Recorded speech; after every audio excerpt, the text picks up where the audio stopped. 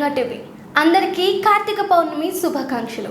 కార్తీక మాసానికి సమానమైన మాసం, సత్యయుగానికి సమానమైన యుగం, వేదాలతో సమానమైన శాస్త్రం, గంగా నది వంటి మరో నది లేవని స్కాంద పురాణంలో ఉంది. ఈ కార్తీక మాసంలో అన్ని రోజులు పవిత్రమైనవే. అయినప్పటికీ కార్తీక పౌర్ణమి చాలా ప్రత్యేకమైనది. దేవతలు జరుపుకునే దేవ దీపావళి అని, కైసిక పౌర్ణమి అని, కుమార దర్శనం అనే పేర్లతో కూడా కార్తీక పౌర్ణమిని పిలుస్తారు. ఈ కార్తీక పౌర్ణమి హరిహరులిద్దరికీ ప్రత్యేకం. అందుకే ఈ రోజున శివకేశవులిద్దరిని పూజిస్తారు. వేదాలను దొంగలించి సముద్రంలో దాక్కున్న సౌమకుడు అనే రాక్షసుడిని చంపేందుకు శ్రీహరి మత్స్యావతారాన్ని ధరించింది కూడా ఈ రోజునే. అలాగే శివుడు త్రిపురాసురులను సంహరించింది కూడా ఈ రోజునే. త్రిపురాసురులు అంటే ముగ్గురు రాక్షసులని అర్థం. తారకాసురుడు, కమలాక్షుడు, విద్యున్మాలి అనే ముగ్గురు రాక్షసులు తారకాసురుడి కొడుకులు. వీరు బ్రహ్మ నుండి ఒక విచిత్రమైన వరాన్ని పొందుతారు. అవేమిటంటే ముగ్గురు 3 నగరాలను, అవి కూడా బంగారం, వెండి, ఇనుములతో నిర్మించాలని కోరుకుంటారు. ఇక వారు చనిపోవాలంటే రథం కాని రథంలో వచ్చి, విల్లు కాని విల్లుతో, వాలు కాని వాలుతో ఈ 3 నగరాలను ఒక్కసారిగా, అంటే ఈ ముగ్గురు కట్టిన నగరాలను కూల్చివేయాలని, అలా తప్ప తాము మరణించకూడదనే వరాన్ని బ్రహ్మ నుండి పొందుతారు. వారి పాపాలు మితిమీరిపోవడంతో శివుడి దగ్గరకు దేవతలు వెళ్లి మొరపెట్టుకుంటారు. దాంతో శివుడు భూమిని రథంగాను, సూర్యచంద్రులు రథ చక్రాలుగా,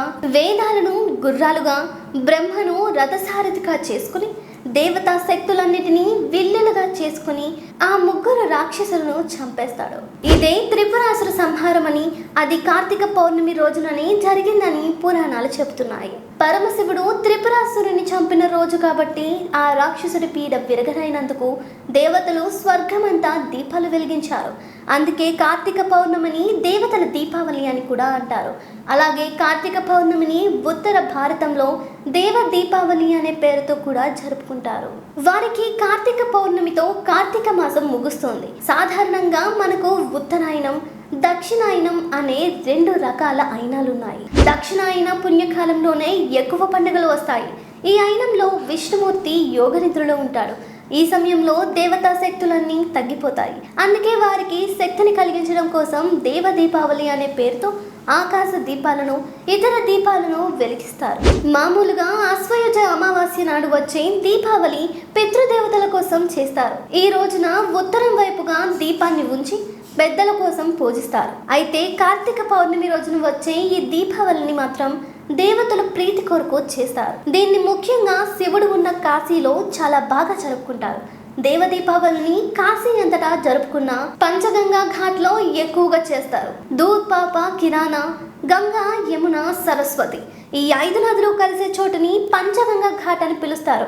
కాశీలో ఒక్కో మాసంలో ఒక్కో ఘాట్కు ఒక్కొక్క ప్రత్యేకత ఉంది. అందుకే ఆయా మాసాలలో ఆయా ఘాట్లలో భక్తులు స్నానాలు చేస్తారు. కార్తీక మాసంలో కాశీలో ఉన్న ఈ పంచగంగా ఘాట్లో స్నానాలు చేయాలని కాశీఖండంలో రాసి ఉంది. ఇక దేశంలోని మరికొన్ని ప్రాంతాలలో కార్తీక పౌర్ణమి రోజున వృషోత్సర్జనం అనే ఉత్సవం జరుపుకుంటారు. మన తెలుగు రాష్ట్రాల్లో కార్తీక పౌర్ణమి రోజున నదీ హారతి, కార్తీక దీపోత్సవంతో పాటు శివాలయాల్లో జ్వాలా తోరణం నిర్వహించడం చూస్తుంటాం. చాలా మంది ఈ జ్వాలా తోరణాన్ని ఎందుకు దాటాలనేది తెలియదు. కార్తీక పౌర్ణమి రోజున శివాలయాల్లో 2 కర్ర స్తంభాల మధ్య ఎండుగడ్డితో జ్వాలా తోరణం ఏర్పాటు చేస్తారు. ఆ జ్వాల కింద నుంచి 3 సార్లు శివ పార్వతుల పల్లకీని మోసుకెళ్తారు. దీనికి సంబంధించిన స్టోరీలోకి వెళ్తే, దేవతలు రాక్షసులు క్షీర సాగరాన్ని మధించినప్పుడు, అంటే పాల సముద్రాన్ని చిలికినప్పుడు అమృతం కంటే ముందు విషం వచ్చింది. విషాన్ని మింగితే చనిపోతాం కాబట్టి దాని నుంచి కాపాడమని దేవతలు పరమశివుని కోరుకున్నారు. పరమశివుడు ఆ విషాన్ని మింగి తన గొంతులో దాచాడు. అందుకే శివుడి గొంతు దగ్గర నల్లగా మచ్చ ఉంటుంది. అయితే విషాన్ని పరమశివుడు మింగాడని తెలుసుకున్న పార్వతీదేవి అందుకు భయపడి విషం వల్ల పరమేశ్వరుడికి హాని కలగకూడదని 3 సార్లు మండే జ్వాలా తోరణం కింద నడిచింది.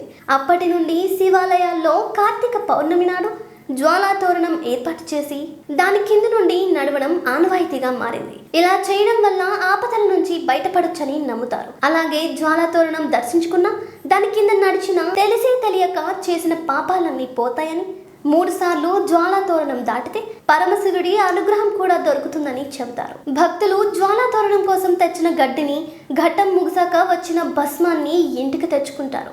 గడ్డిని గుమ్మంలో వేలాడదీసి భస్మాన్ని ఇంటి ముందు చల్లుకుంటారు. ఇలా చేయడం వల్ల భూత ప్రేత పిశాచాలు ఇంట్లోకి రావని నమ్మకం.